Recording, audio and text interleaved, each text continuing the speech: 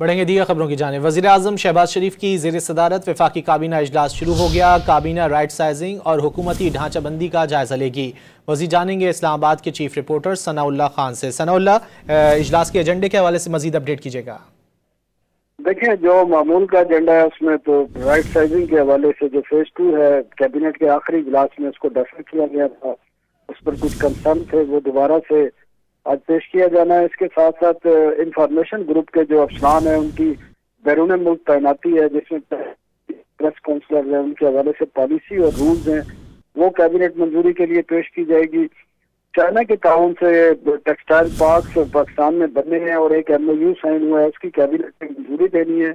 इसके साथ ECC के फैसले और कुछ PTA एक्ट, रीऑर्गेनाइजेशन एक्ट है, उसमें कुछ तरमीम की जा रही है, वो भी आज कैबिनेट के एजेंडे में। और कुछ कानून साजी के हवाले से लेजिस्लेटिव बिजनेस है, वो भी कैबिनेट के एजेंडे में शामिल है। जी, बहुत शुक्रिया सनाउल्लाह खान इन तफसीलात के लिए।